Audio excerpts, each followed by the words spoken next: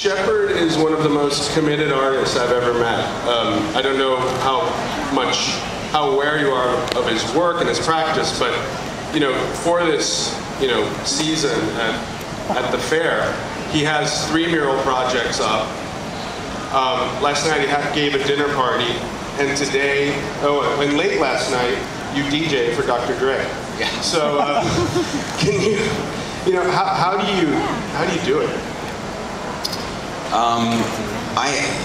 I just love what I do, and you're on this planet for a finite amount of time, and I figure I'm going to make the best of it.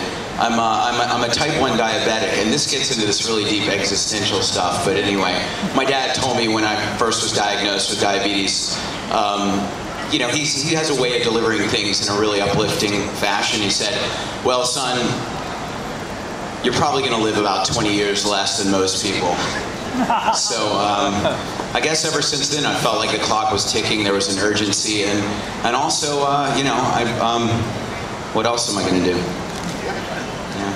Yeah. Your work is composed of a series of core images that you repeat continually. And I think it'd be great if you talked a bit about the process of making those core images and why you repeat them so much. Because there's always this question of people ask me, is that work a unique piece? Is that original? And I'd like it's important to hear what you have to say about that. I assume that some people are reasonably familiar with a lot of my work. This is I call the icon face. It's an abstracted version of this Andre the Giant Has a Posse sticker that I made in 1989 as an inside joke with a skateboarder friend. Put some stickers around on some stop signs and at some skate spots in Providence, Rhode Island, and noticed that there was an interesting public reaction. The local free newspaper ran a story about what is this mysterious sticker campaign. And I decided to make that an icon that I would repeat because just with very little money and a bit of effort, I had somehow created something that was getting attention and piquing people's curiosity.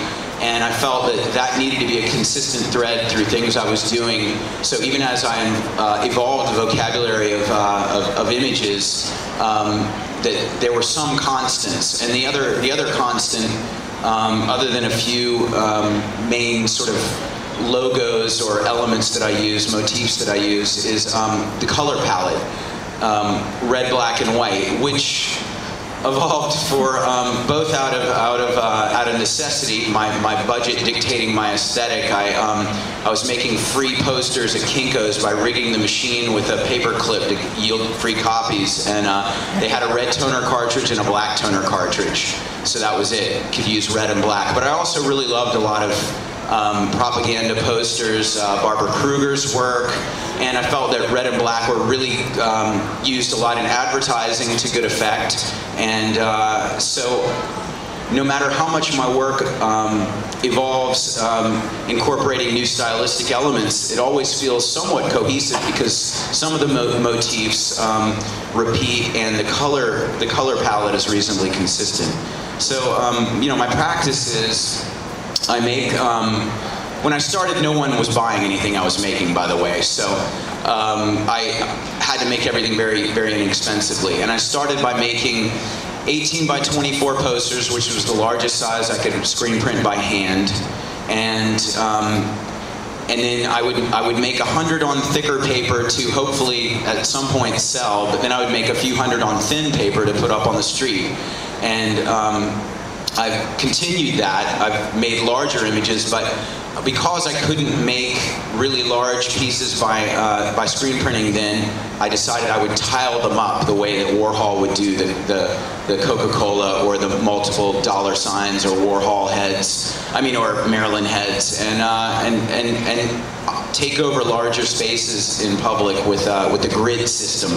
So with a consistent color palette and that format, that's how I worked, and I still utilize that. But now I make really huge images, and I also make patterns that repeat, that are still formed from 18 by 24 posters, but that can create a rhythm in a really large installation between smaller images, patterns, and larger images.